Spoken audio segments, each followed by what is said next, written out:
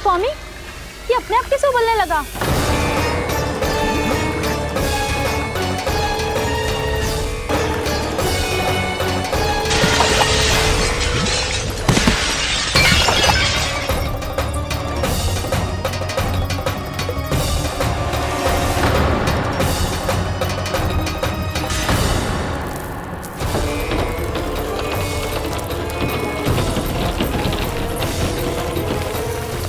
स्वामी, आप इस घर को महल बनाने का स्वप्न देख रहे थे, लेकिन ये खंडर बन गया। आप जिसके साथ मैत्री का संबंध स्थापित करके आए, वो कोई महान सम्राट नहीं, दुष्ट है। दुष्ट? उस व्यापारी ने दुष्ट कंस के साथ मिलकर भोले भाले गांव वालों का भोजन छीनो है ना। देखना उन दोनों के भोजन में कीड़े पड़ेंगे।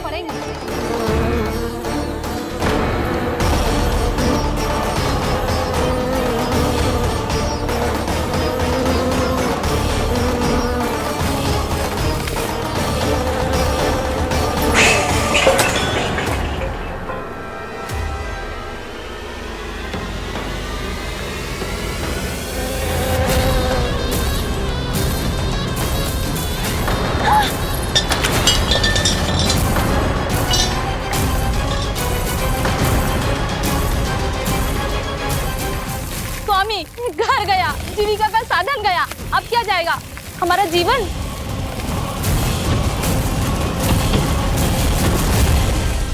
महाराज कंस का उपहार, आभूषण वाला संदूक। उन दोनों ने मिलकर तुम सबका दूध दही माखन सच्चा धन छीनने का प्रयास करो है ना। अब देखना उन दोनों का धन, उनके आभूषण सब लोहे के बन जाएंगे, कंकड़ पत्थर हो जाएंगे सब, कंकड़ पत्थर हो जाएंगे सब। ऐसा ही होगा मैया।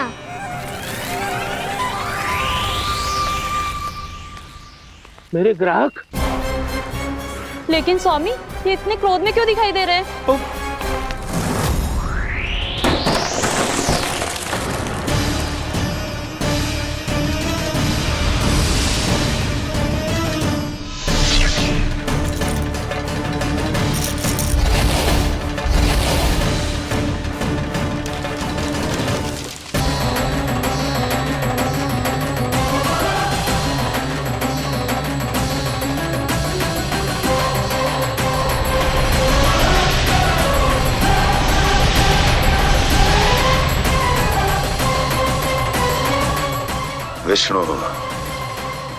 विष्णु ने किया है ये सब। कंस ने जो किया है उसका दंड वो अवश्य भोगेगा, उसका दंड वो अवश्य भोगेगा, दंड वो अवश्य भोगेगा। किसने कहा ये?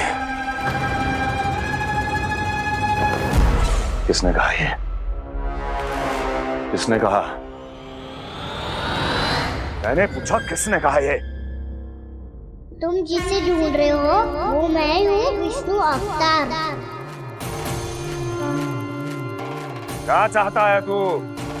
तुम्हारे युद्ध मुझसे था कंस, और मेरे भोले भाले भक्तों को अपने जाल में फंसाकर तुमने सारी सीमाएं पार कर दी।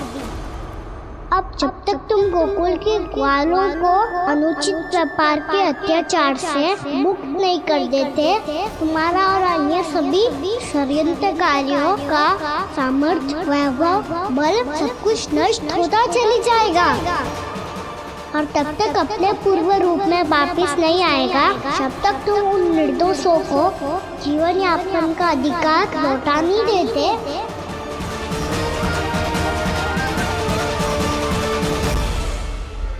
महाराज, दूध दही माखन सब कुछ पूरी तरह से सड़ गया है।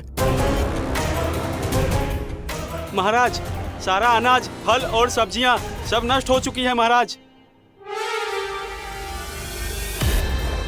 महाराज, महल का सारा पेयजल दूषित हो चुका है। छल है ये। ओ विष्णु अवतार हमें अपने माया जाल में फंसा रहा है। ऐसी सड़ी हुई मिठाइयां मैंने आज तक नहीं खाई हैं। खोए की नहीं, पत्थर की बनी है ये, उससे भी कड़ी है तुम्हारी ये मिठाइयां। आज के बाद कभी मिठाई नहीं लेंगे। जो बुरे कर्म करते हैं उनके साथ बुराई होता है, और अच्छे कर्म करने वाले को अच्छाई मिलती है। आप अपना कर्म कीजिए बाबा, आपकी चिंता अपने आप दूर हो जाएगी। और हाँ बाबा, शीघ्र ही आपको एक बड़ा डिनर लेना होगा। स्मरण रखिएगा, जो होता है वो अच्छे के लिए होता है।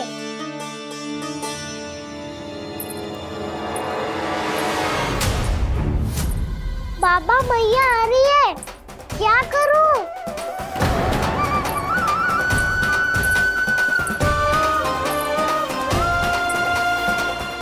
कुछ सुझाव दो ना बाबा, जिससे मैया मुझे ऐसे नहीं देख पाए।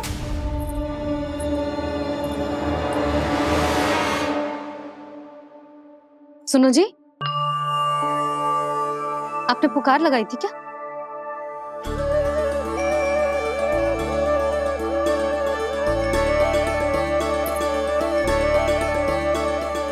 तुम मुस्कुरा क्यों रहे हो?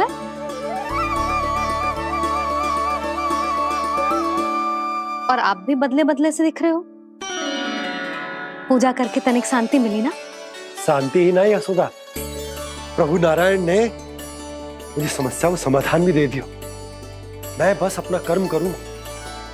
कल कंस से मिलने मथुरा जाऊंगा मैं। उस दुष्ट अत्याचारी से मिलने जाओगे आप? ना ना, मैं आपको उससे मिलने ना दूंगी। देखो ना आपने कैसे हमारे गांव वालों को फंसाओ है उसने।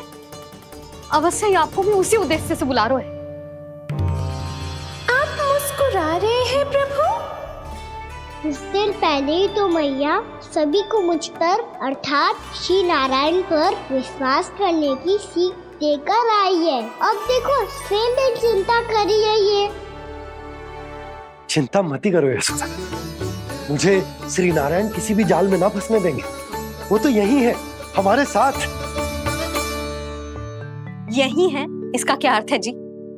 तुमने कही थी ना कि तुमने उन्हें हर जगह देखो, हमारे घर में, गोकुल में। तो इसीलिए तुम चिंता ना करो, मुझे अपना कर्तव्य करने दो। कल भोर होते ही मैं मथुरा निकल जाऊंगा। पता तो चले वो हमसे चाहतो क्या है। हम ऐसे भूखे प्यासे कब तक रह पाएंगे?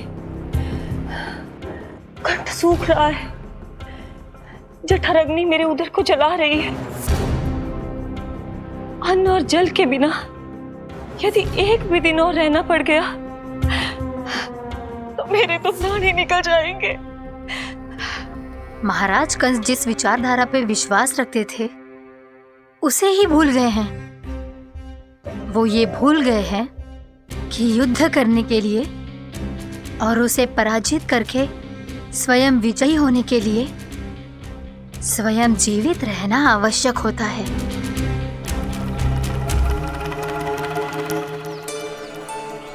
प्रभु ने जो दृश्य मुझे दिखाए, किस बात का संकेत थे वो? क्या मुझे यहाँ आने के लिए प्रेरित करना ही उनकी योजना थी? बहुत सोच विचार के भी ना समझ में आ रहा है। कंस ने, उस व्यापारी ने हमारे साथ जो षड्यंत्र रचो है ना, वो आते कैसे बचेंगे? पर घर में सब स्त्रियां चिंतित हैं।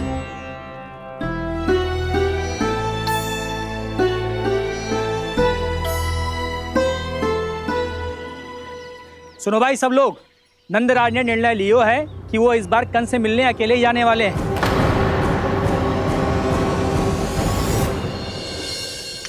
पहले ही वो गांव वालों से सारा दूध दही माखन हड़प चुका है। अब आप और मटकियां क्यों ले जा रहे हो उस दुष्ट के लिए?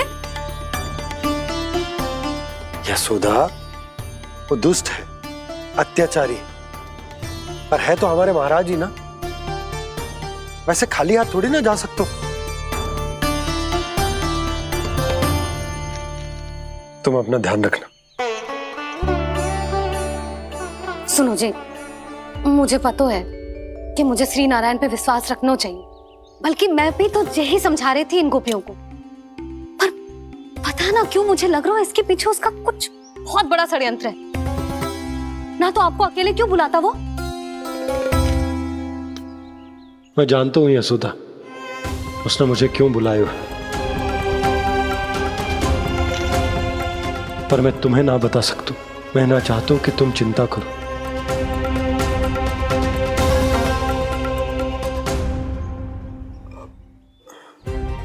राजा होने के नाते यदि मेरे कुछ करने से मेरी प्रजा का हित होता है तो मुझे वो करना पड़ेगा यशोदा, फिर चाहे वो मुझे कितना ही अप्रिय क्यों ना लगे।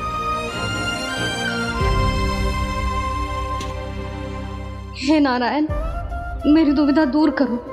कुछ ऐसा करो कि इन्हें जाना ही ना पड़े उस दुष्ट के सामने।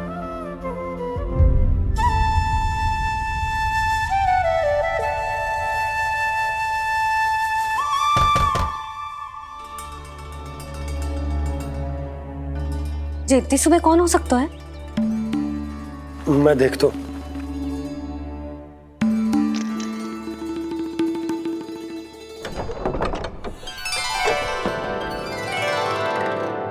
पूर्णा मासी, आप? यशोदा?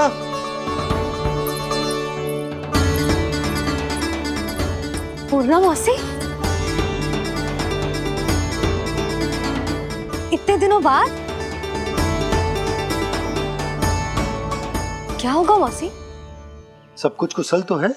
मैं तो बस इतना जानती हूँ नंदराज, ये लोग आपसे मिलना चाहते थे। कौन?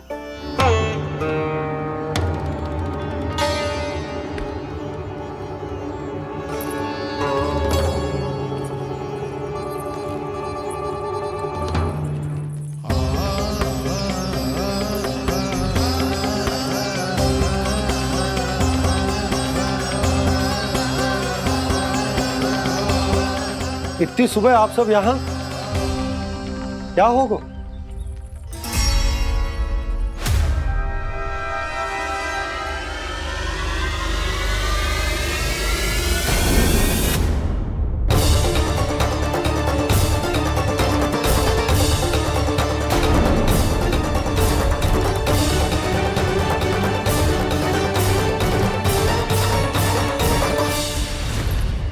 हमारे भोले भाले गोकुल वासियों को फंसाने के बाद यहाँ आने का साहस कैसे करो तूने? यशोदा! पूछो जी, पूछो इससे, ये क्या करो यहाँ?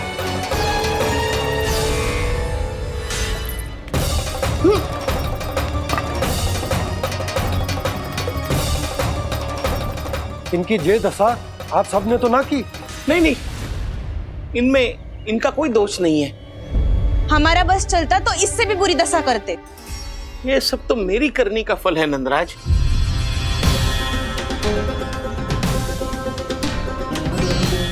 इसे इसके किए का दंड मिल गया है।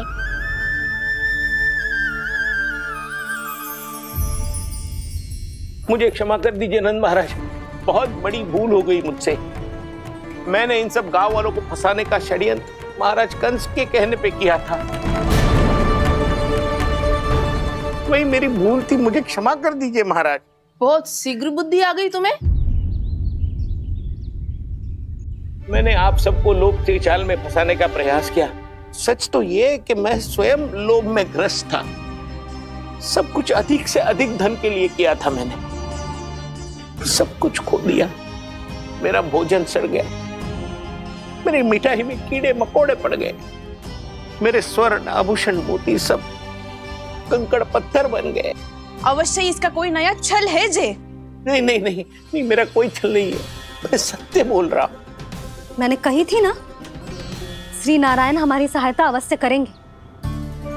दुष्ट और अत्याचारी का दूत बन के आया था ना, ये तो होना ही था।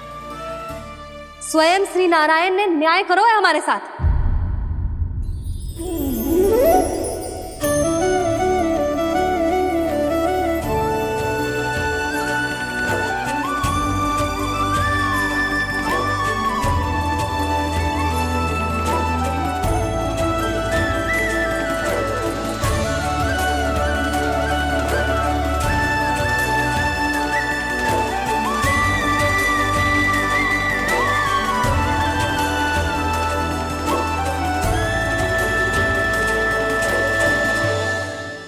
आप बिल्कुल सही कह रही है।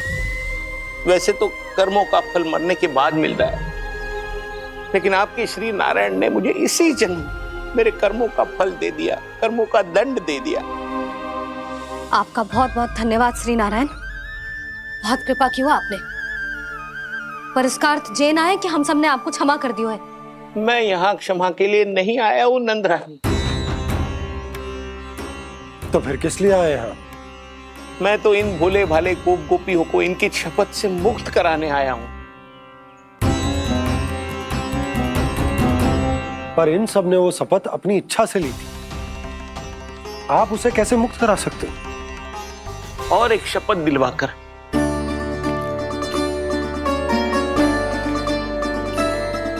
आप लोगों ने भगवान श्री नारायण को साक्षी मानकर यह शपथ ली थी कि आपका सारा दही, दूध, घी, माखन आप केवल मुझे और मुझे ही देंगे। आज उसी भगवान श्री नारायण को साक्षी मानकर मैं आपको शपथ दिलवाता हूं कि आपका सारा दही, दूध, घी, माखन उसमें से एक कण भी आप मुझे नहीं देंगे। प्रतीक्षा क्या कर रहे हो आप सब? शपथ लो। हाँ हाँ।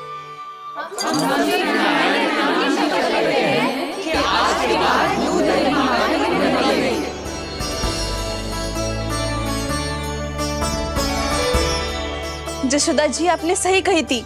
हम बस श्री नारायण पर विश्वास रखें तो सारे कार्य सज जाते हैं। मुझे आशा है कि व्यापारी जी की तरह आप सबको भी अपनी शिक्षा मिल गई होगी। हाँ नंदराज, अब हमें अपनी भूल से सीख मिल गई है। अब हम कभी भी किसी के लोभ के जाल में ना फंसेंगे। जब यहाँ आभास हो जाए वहाँ भूल हुई है तो उसे मान के सीख लेनी चाहिए। हाँ हाँ, इस घटना से मुझे भी सीख मिल गई है। मैं भी जो शपथ लेती हूँ कि आज के बाद सारा का सारा दूध, दही, माखन इस पर सबसे पहला अधिकार गाय के बछड़ों पर ही होगा। सीख समझ सभी ने जैसे ही ली शपथ कि अब लोभ करेंगे ना हानि से भी अधिक मिला है, माखन बह रहा देखो कृष्ण लीला, देखो कृष्ण लीला।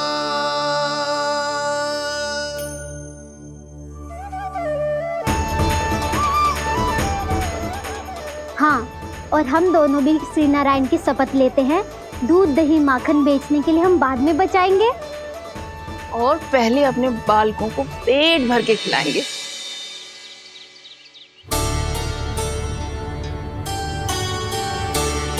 भैया, दादी, शीघ्र चलो। जो माखन प्रसाद की मटकी आप मंदिर से चढ़ा के लाई थी वो पूरी भर गई है और माखन निकल निकल के बह रहा है। इसीलिए बड़बोलो कहलाता है तू। फिर कहने लोगों कथा कहानी। भैया, अपने घर पे भी ऐसा ही हो रहा है।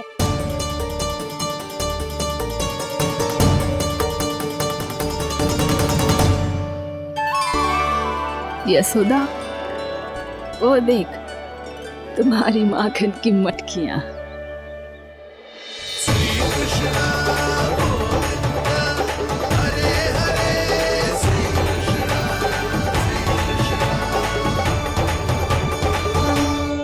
मैंने कहा था ना, आप सभी पर श्री नारायण की विशेष कृपा है। जैसे ही आप सबने अपनी भूल स्वीकार कर ली, भगवान ने आपके माखन की सारी हानि पूरी कर दी।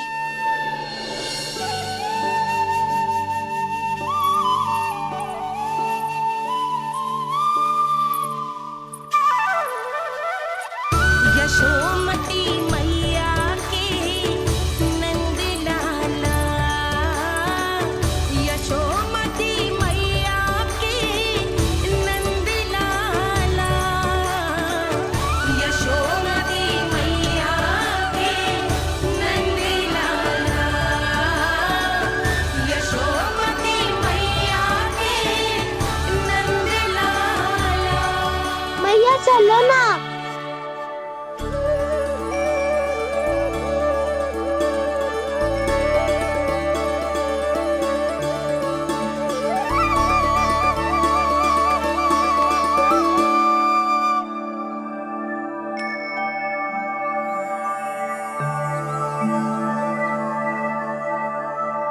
कौन से कान्हा पे विश्वास करूं मैं, उस सियाने पे जो कुछ ही समय पहले अपनी लीला दिखा रहा था या उस निर्दोष पे जो आसपास की हर घटना से अनभिज्ञ बैठो है।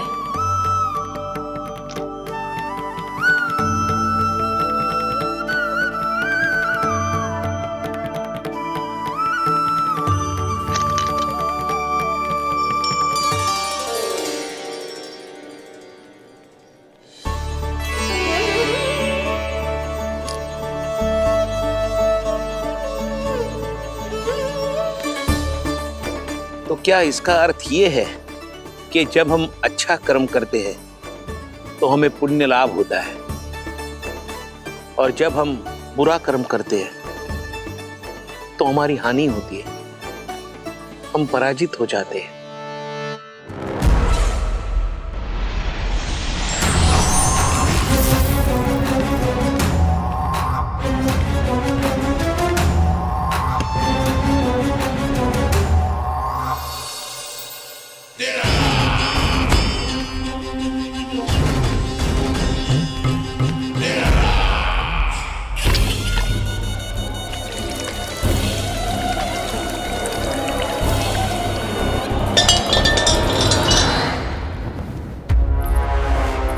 अस्ति प्राप्ति